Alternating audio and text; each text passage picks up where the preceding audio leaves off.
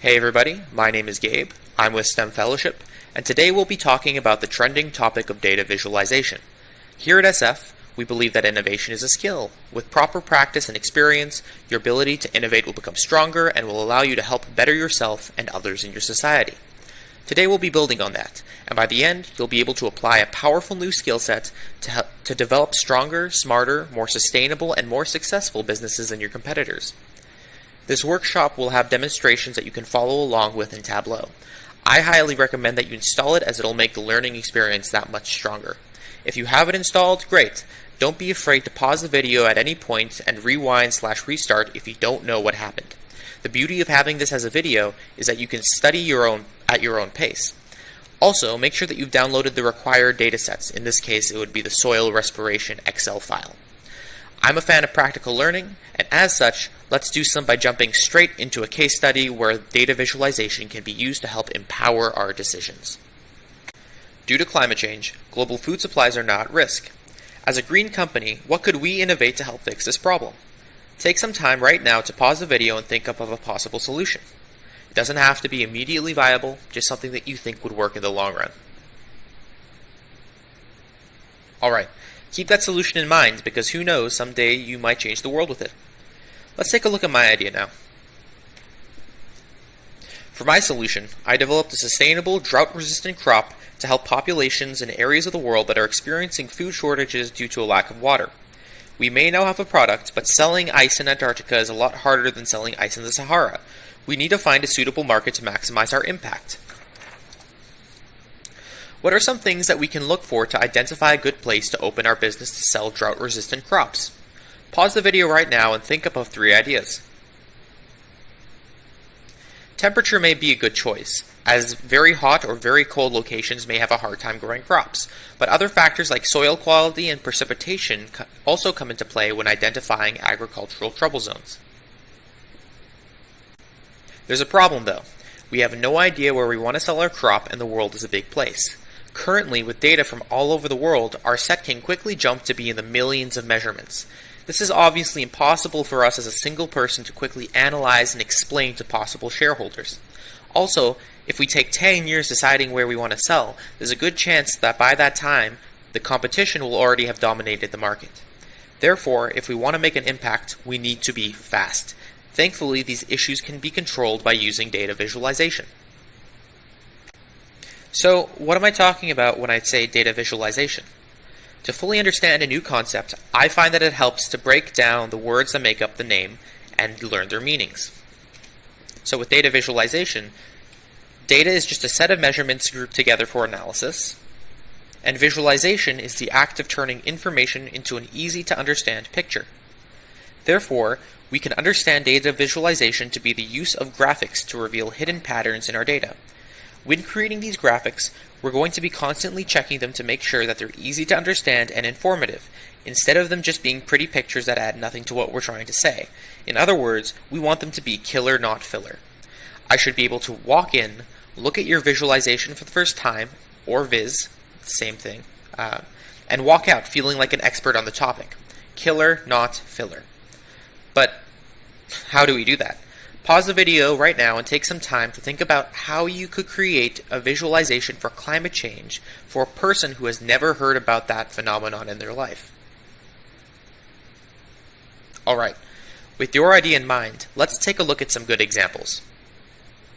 So, the purpose of a data visualization is not only to help you pitch your idea to potential investors down the line for your product, but to also help you inform the creation of your product itself. So looking at data, it will help you actually make responsible business decisions. This particular data viz, called Warming Stripes, is fantastic. Without using any numbers, it gives us a really good idea of how temperature has changed over time at a glance. We instinctively understand red to be hot and blue to be cold, and the person who created this viz took advantage of that. This is an excellent way to introduce someone to the idea of climate change. For your viewing pleasure, here's one for global temperatures. And this one gets me wondering, why are visualizations so good at getting their point across to new viewers? Why would we, as entrepreneurs, want to use them to sell our business idea and develop our business idea for potential investors? Pause the video right now for a few seconds just to think about it. One of the main reasons boils down to the way that we as humans learn new information. Imagine trying to teach a 2-year-old what elephants are. They've never heard of it in their life. Elephants are really alien to those living in parts of the world that they don't live in themselves. So what do you think would work best? Explaining what they are through words, showing them a picture of an elephant, or doing both at the same time? Doing both works really well, and believe it or not, many of you watching this have already been taught in this way. Ever read a picture book? That's all that this is.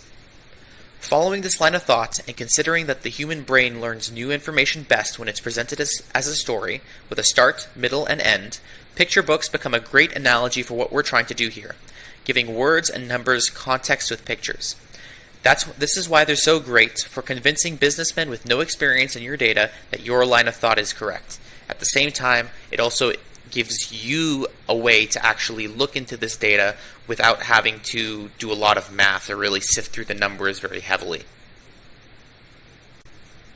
Time to dive into the theory behind the warming stripes example, the step-by-step process by which we can develop a viz to help us figure out where to sell our product. As we talked about earlier in the lecture, your data visualization starts with data. When working on a project, picking your data sets is the most important step.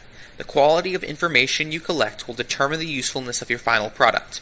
So take the time and put effort into your data collection. The first step in choosing your data set is to ask a question. Namely, what story do you want to tell? We want to identify drought-vulnerable areas, so looking at data relating to temperature, soil quality, and precipitation may be a good idea. The next step is to research. Are there factors contributing to your question that you may have not considered?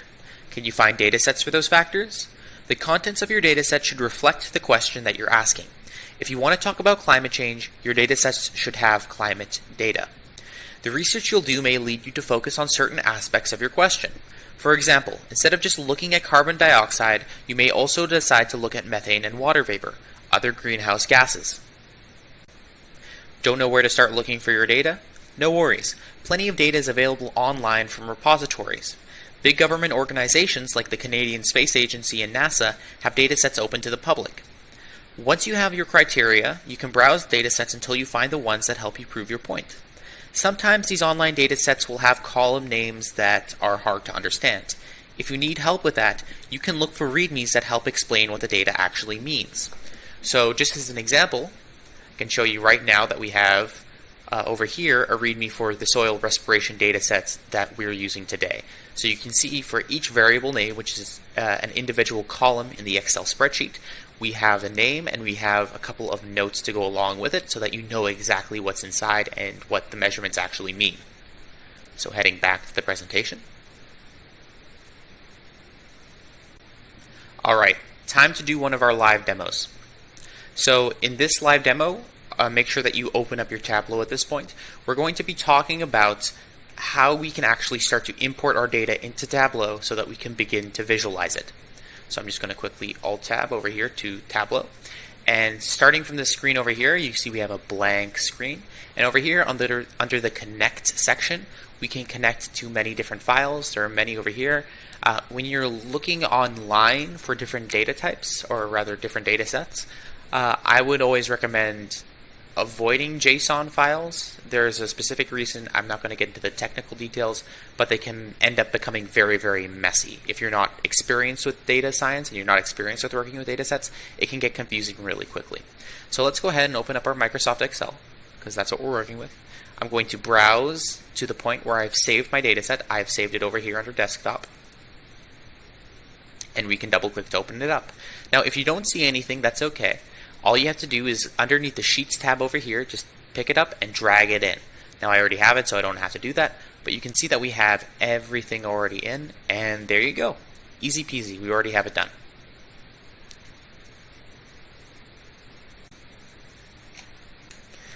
Okay, we have our data sets and they're imported into Tableau. Now what?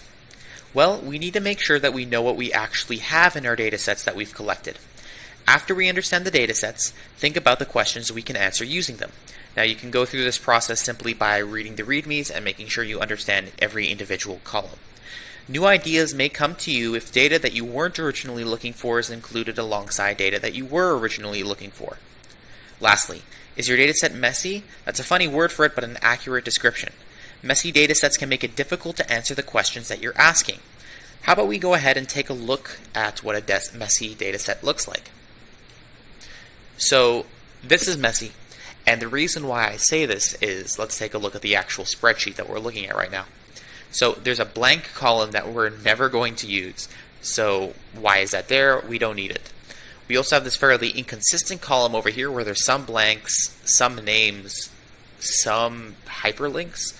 This is fairly inconsistent and unlikely to help us at all in any sort of data visualization. Lastly, we have the same thing over here where it's inconsistent, and over here we have just a column full of hyperlinks. Now, some people can get creative with their data visualizations and decide to actually put hyperlinks into them and incorporate them somehow. I don't think we're going to do that, so I feel like this is just unnecessary fluff that further makes it difficult for us to do our job.